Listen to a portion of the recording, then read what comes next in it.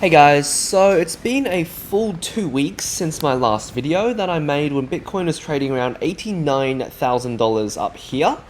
And you can see my triple bottom theory has not played out. And when this bottom got taken out at $84,000, that was a major sign to flip short. Now, if you wanted to wait for confirmation on the weekly time frame, that would have come at around $77,000.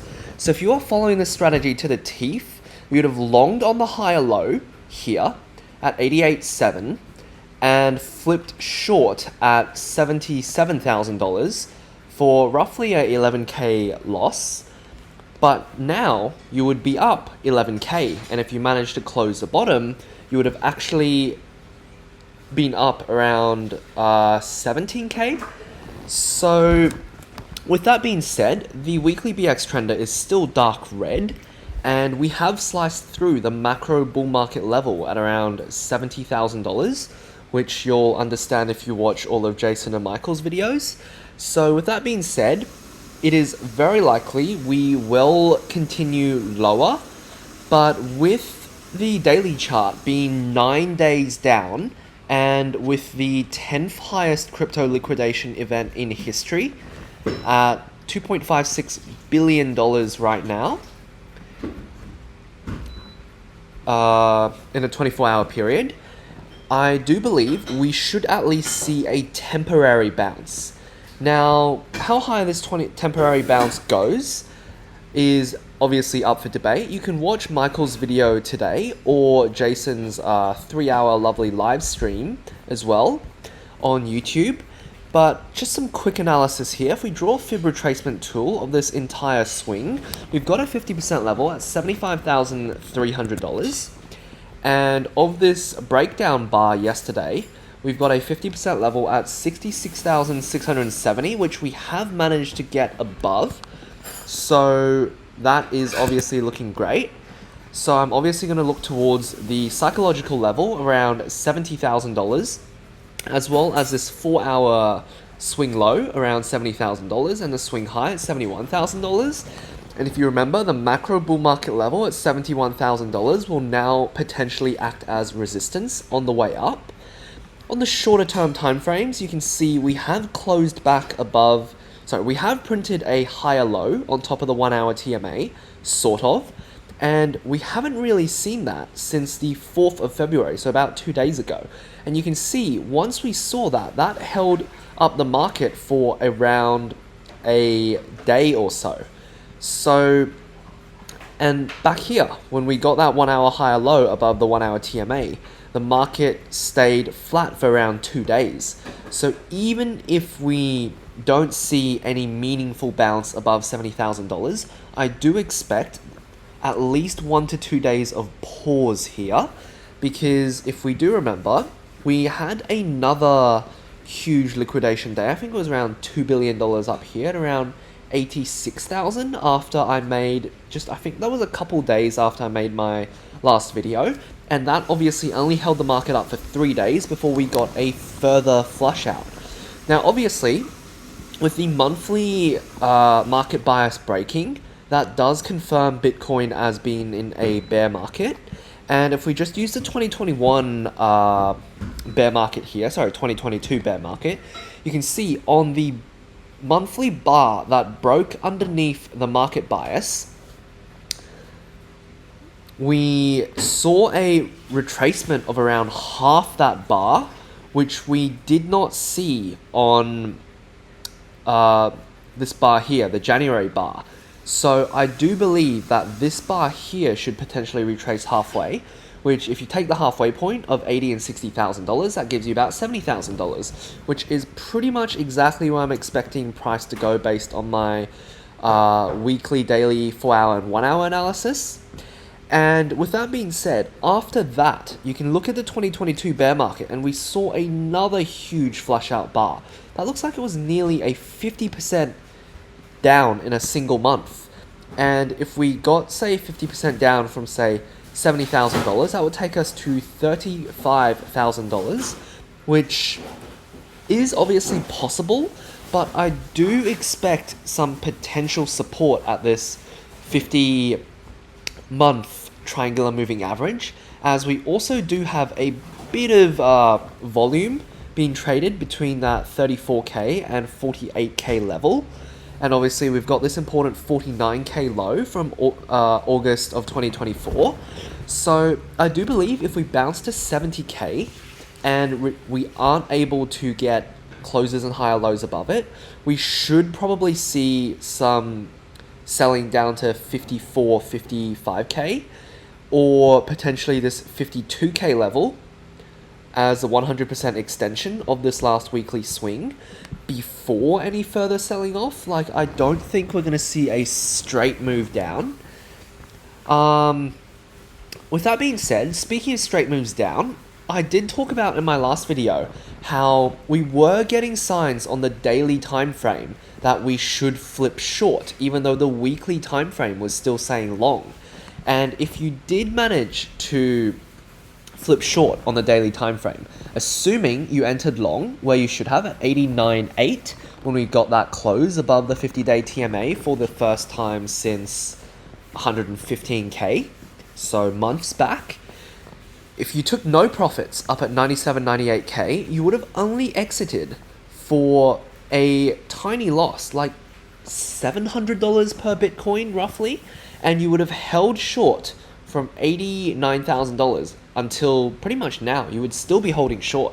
So you would have at one point had a profit of $30,000 per Bitcoin, and right now you would still be up $23,000 per Bitcoin, which is just something to think about in the future.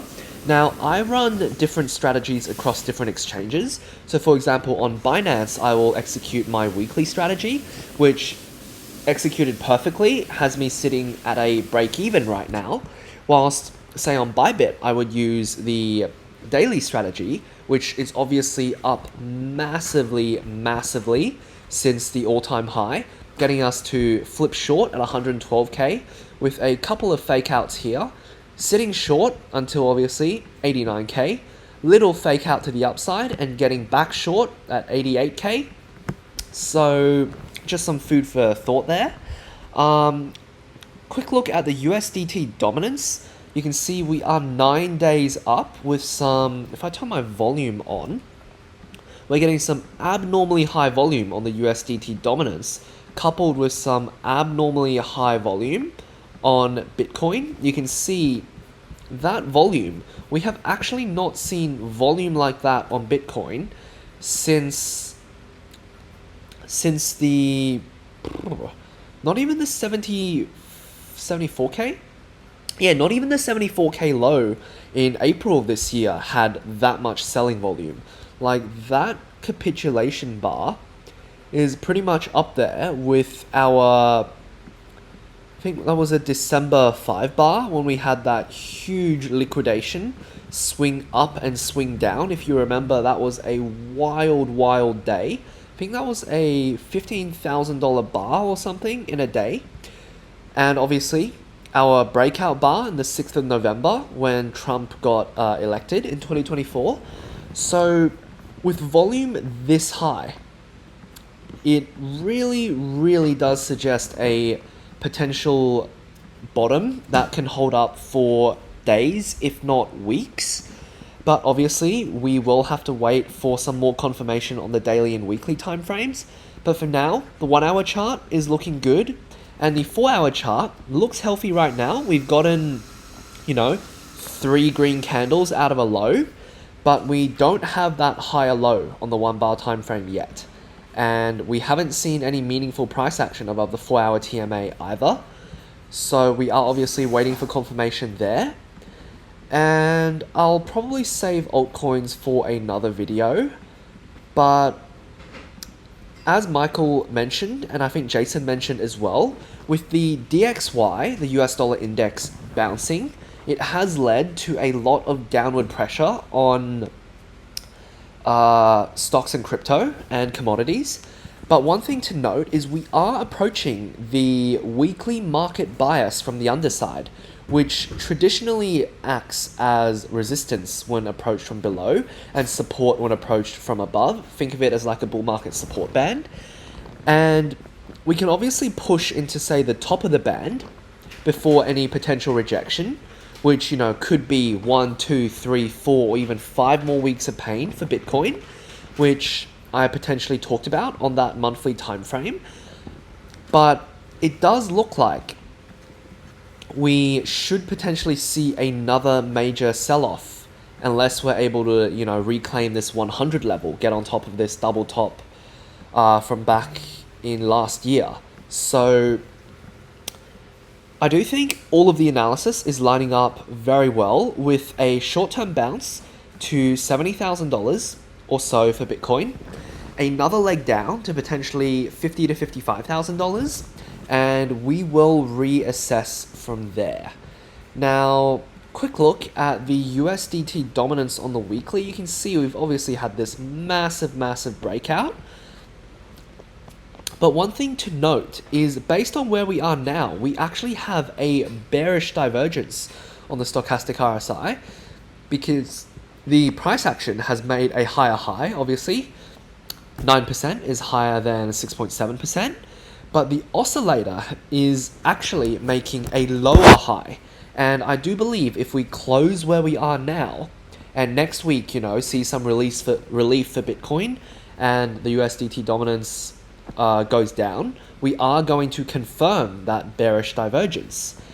Now, one thing to note, it will be a regular bearish divergence as opposed to a hidden one, because the oscillator will be making the lower high whilst price makes the higher high, which means instead of expecting a reversal in the trend and then the higher time frame trend to continue, we are more likely to see a complete reversal in the trend, like the higher time frame trend will reverse. Like you can see here with this hidden bearish divergence, we obviously saw a reversal in the trend before the uptrend continued. So if we can get a regular divergence like we got up here, we should potentially see a multi-week decline in the USDT dominance. You can see how every hidden divergence has led to a temporary top that's lasted, you know, not very long before buying pressure overcame the market again. But every regular divergence has led to a significant top that has taken a lot longer to get broken. But anyways, thank you all for watching, and I will try and push out a few more videos to update altcoins, commodities, and the stock market, as well as currencies. Goodbye.